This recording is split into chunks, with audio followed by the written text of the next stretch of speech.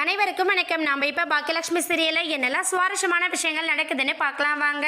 நம்ம கோபி அம்மாவை தான் இந்த உலகத்திலே மிகப்பெரிய எதிரி, அதாவது பாக்கியாவை தான் நம்ம எதிரியாக நினச்சிட்டு இருந்தோம்.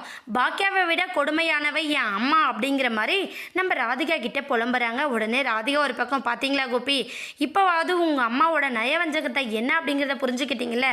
அவங்க மனசுக்குள்ளே ஒன்று வச்சுட்டு வெளியில் ஒன்று பேசுகிறவங்க அப்படிங்கிறத தெரிஞ்சுக்கிறது எனக்கு ரொம்ப சந்தோஷம். ஆனால் அதெல்லாம் நினச்சி நீங்கள் வருத்தப்பட்டு உங்களோட உடம்புக்கு ஏதாச்சும் ஆகிடுமோன்னு சொல்லிட்டு எனக்கு ரொம்ப பயமாக இருக்குது அப்படிங்கிற மாதிரி நம்ம ராதிகா சொல்ல, உடனே கோபி வந்து, ராதிகா நீ ஒன்றும் வருத்தப்படாத, எனக்கு ஒன்றும் ஆகாது, இன்னும் கொஞ்ச நாளில் நான் சரியாயிடுவேன்.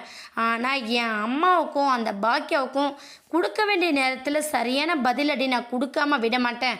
அப்போ ஏன்டா கோபியை பகைச்சிக்கிட்டோம், கோபிக்கு ரொம்ப பெரிய பாவத்தை கொடுத்துட்டோம் அப்படின்னு சொல்லிட்டு என் அம்மாவும் சரி அந்த பாக்கியாவும் சரி வருத்தப்பட்டு ஒரு நாள் இல்லை ஒரு நாள் என் காலில் வந்து விழணும். பார் ராதிகா, அப்போ தான் அந்த பாக்கியலட்சுமிக்கும் என் அம்மாளுக்கும் என்னை பற்றி என்ன அப்படிங்கிறது தெரிய வரும் அப்படின்னு சொல்லிட்டு நம்ம கோபி சொல்கிறாங்க. உடனே ராதிகா வந்து, சரி கோபி, இங்கேருந்து நீங்கள் ஃபீல் பண்ணிகிட்டே இருக்க வேண்டாம், வாங்க நம்ம வீட்டுக்கு போகலாம் அப்படின்னு சொல்லிட்டு கோபியை கூட்டிகிட்டு வீட்டுக்கு போகிறாங்க. வீட்டுக்கு போகிற வழி எல்லாமே நம்ம கோபி புலம்பிக்கிட்டே தான் போகிறாரு. கடைசி வரையும் என் அம்மா என்னை இவ்வளோ பெரிய பாவத்தை சுமக்க வச்சுட்டாலே, அவளாக என்னை பெற்றவளா அப்படிங்கிற அளவுக்கு ரொம்ப ஃபீல் பண்ணி வருத்தப்படுறாரு.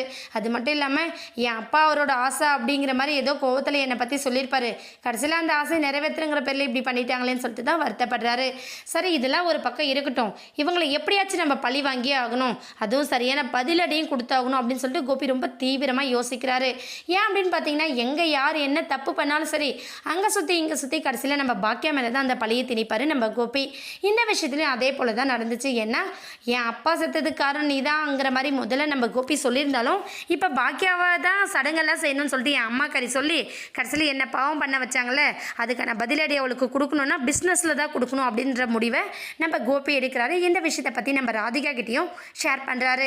ராதிகா ஒரு பக்கம், எங்க இது சரியான நேரம் இல்லை, நீங்கள் கொஞ்சம் பொறுமையாக இருங்க, அவங்கள பற்றி புரிஞ்சுக்கிட்டதே போதும், இதுக்கப்புறம் அம்மா குடும்பம் என் பசங்க என் பிள்ளைங்க அப்படின்னு சொல்லிட்டு நீங்கள் போகாமல் இருந்தாலே எனக்கு ரொம்ப சந்தோஷமாக இருக்கும், ஏன்னா உங்களை நம்பி நானும் மையவும் இருக்கும் அப்படிங்கிறத ஞாபகப்படுத்துகிறாங்க நம்ம ராதிகா. கோபி என்ன பண்ண போகிறாரு, ஏதாச்சும் ஒரு வழியில் கண்டிப்பாக பாக்கியாவை பழி வாங்கணும்னு நினைக்கிறாரு. ஆனால் பாக்கியாவை மட்டும் இல்லாமல் நம்ம ஈஸ்வரியும் சேர்த்து தான் பழி வாங்க போகிறாங்க. அப்படி பழி வாங்கணும்னு நினைக்கிறப்ப நம்ம கோபிக்கு சரியான பதிலடி நம்ம ஈஸ்வரியை கொடுக்க போகிறாங்க. வெயிட் பண்ணி பார்க்கலாம். இந்த வீடியோ உங்களுக்கு பிடிச்சிருந்தா மறக்காமல் நம்ம சேனலை சப்ஸ்கிரைப் பண்ணுங்கள். தேங்க்யூ.